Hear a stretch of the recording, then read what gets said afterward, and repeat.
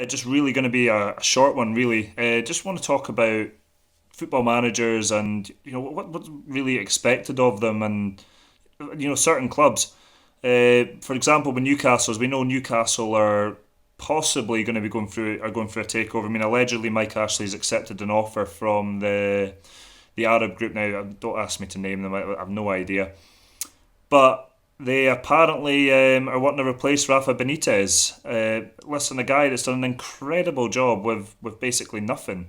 I mean, they're still essentially a championship team of players, but with impressive players like Rondon and Schär and Dubravka. I mean, it's still not a great side. He's done a tremendous job with just very very little, absolutely no backing whatsoever. I know they paid a lot of money for the Almiron player, and I think it kind of remains to be seen how good he's going to be, certainly, because it's still early days, but he looks like he might be quite a decent player. But I mean, you just got to kind of think, what does a manager have to do? I mean, this is the same guy that at Chelsea, and I'll get to them in a minute, that they tried to blame him for them going out of the Champions League that season. There was nothing he could have physically done. The one Champions League game he had, they beat Nordjylland, I think it was 6-0, and he won Europa League with Chelsea that season.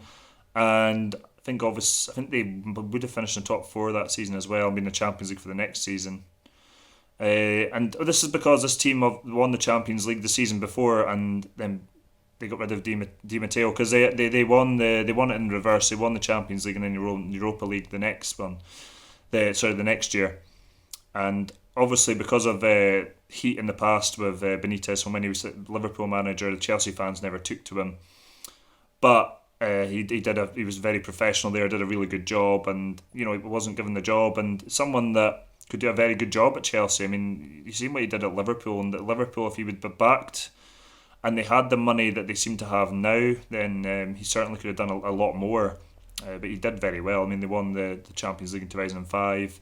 They also came close to win the league title. People don't really kind of seem to talk about that enough. They only talk about the Brendan Rodgers one. But certainly the one to talk about would be the Jurgen Klopp one. So I mean, it would be a real shame, and I know the Newcastle fans wouldn't be very impressed if Rafa Benitez was replaced. But that is the rumour, and I suppose we'll have to wait and see. It'd be disappointing because you'd like to see what Rafa Benitez could do with Newcastle with money. I think it'd be very exciting.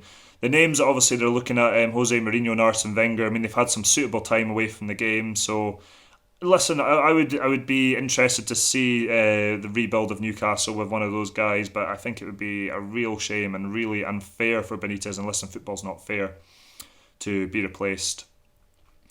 And then we come to Chelsea, and if I was doing these videos regularly, I mean, Chelsea would just always be a hot topic because they'd always find a new way to basically embarrass themselves, and people aren't going to like that, but that's basically what it is. I mean, Maurizio Sarri, they lost 6-0 against Manchester City in the league.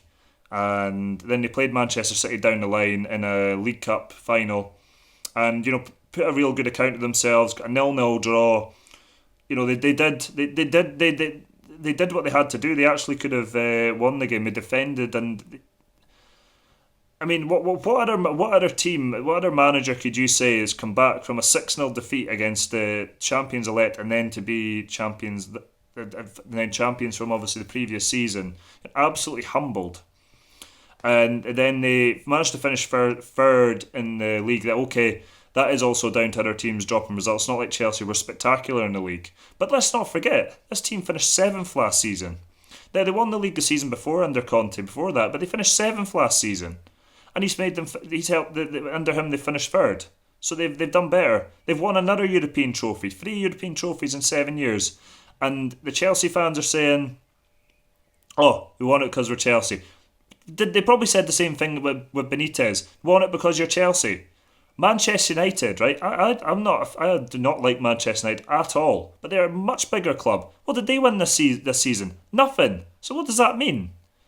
It's absolute nonsense. And Maurizio Sarri looks like he's going to Juventus, and you know what? Fair play to him. You can't blame him for wanting to go to Juventus. The Chelsea fans still won't accept him. I mean, listen, there is some Chelsea fans that accept him that are not all about the kind of glory and the money. Listen, they've been very successful under Abramovich. Every kind of couple of seasons, they seem to certainly win something. They've won quite a few league titles. They've done well in Europe. They've won 2 Europa Leagues. They've won a Champions League. They've been very successful with this model. But there's always something going on there. Always just some sort of kind of nonsense or whatever. And Abramovich couldn't be blamed with the stuff with Mourinho and Conte. I think that they were out of line. The way that they conduct themselves in the media was really poor.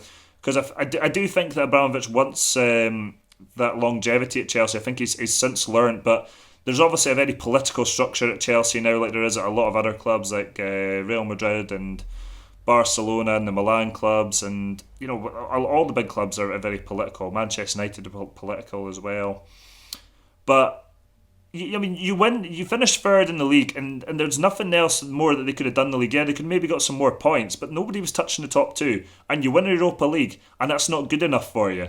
And now you're going to bring in Frank Lampard, who did a solid job at Derby County. A solid job, okay?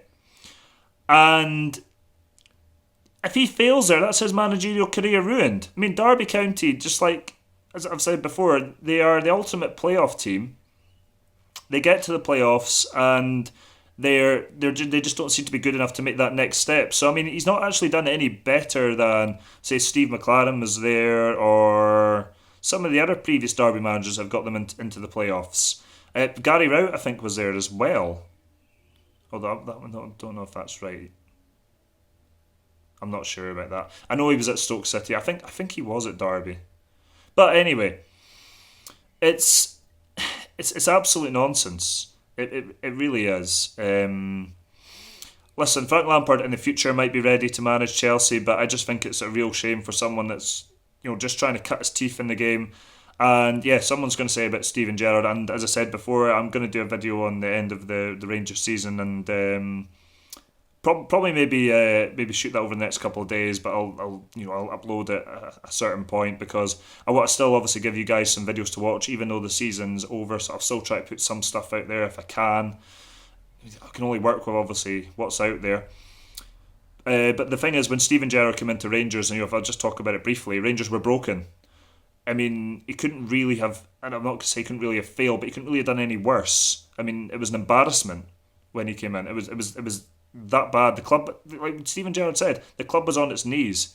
Chelsea's not a club on its knees. Chelsea is a club that's just finished third, and if they finished third and they've won the Europa League, they're far from a club on its knees. Yes, they have a transfer ban, which they might still get overturned, and that would be the third time. I mean, they must always get these bans overturned, and Manchester City might be getting a ban as well. But that's a different story for a different day. And to be honest, if they deserve it, then they should get a ban. But it's a long list of clubs as far as that goes. But I think it's an absolute disgrace the way Maurizio Sarri was treated, and it would be a disgrace if Benitez was moved on by the new Newcastle owners. I mean, they at least got to kind of give him a chance, give him. I mean, if they're paying 350 million for Newcastle, they're not short of a bob or two. They can afford to let Benitez have a crack at it. It's just the ultimate disrespect, just not wanting to kind of give him a crack at it. 'Cause I think he could do a wonderful job there with money. I mean, he's done a wonderful job there with very little. I mean, keeping Newcastle in the league, and they finished a decent position this season was a tremendous achievement. Chelsea, I mean, if they do bring in Frank Lampard and he fails and his managerial career is in tatters, who do they go and get now? I mean, they've run roughshod through the managers. I suppose that they'll go get Allegri. I mean, it's just absolute nonsense. But I mean, that's it for this one.